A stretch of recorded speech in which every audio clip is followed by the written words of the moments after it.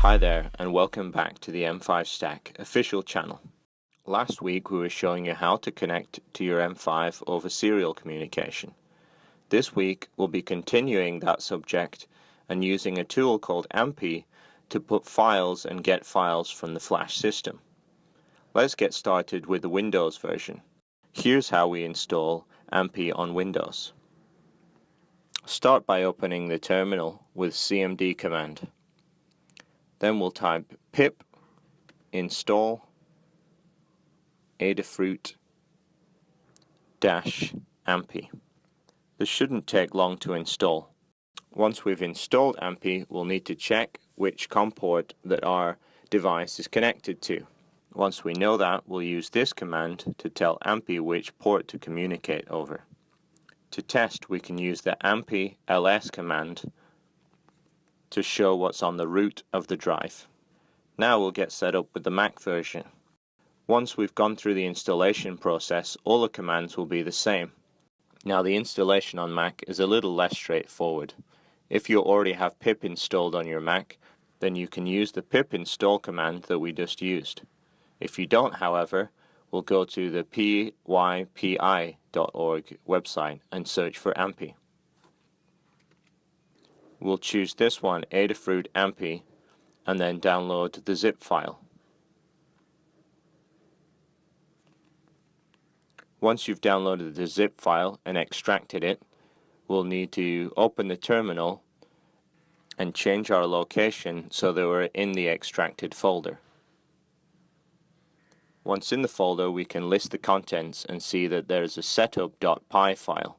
This is what we'll use to install by typing sudo python setup.py install.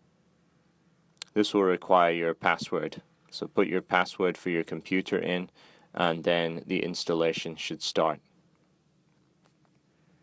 Now we can type Ampy to make sure it installed correctly. Now, as we did before, we'll look in the devices directory to see the name of our device. Connect over serial as we did in the last video,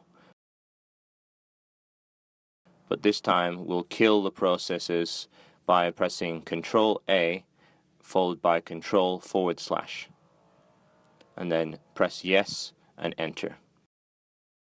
Then we type Ampy followed by -p, the name of the port, and ls to list the files on the flash root.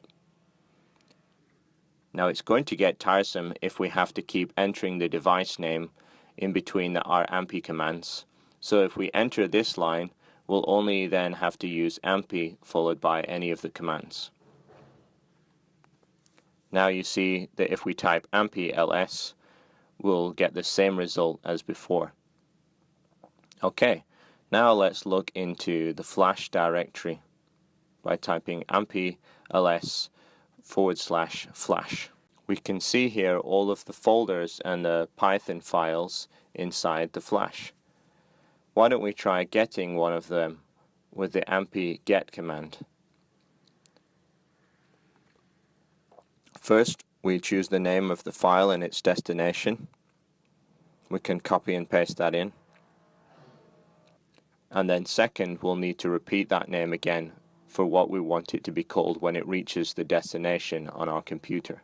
If you're not sure which destination you're in, you can type pwd to show you the current directory.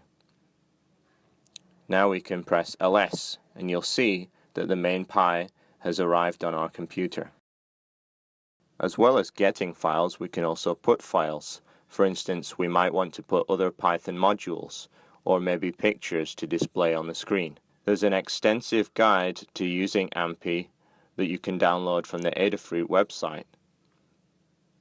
Just go to this link that I've posted in the video and then you can download it.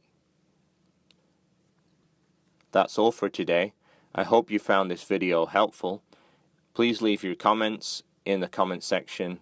Don't forget to like and subscribe, and I'll see you next time.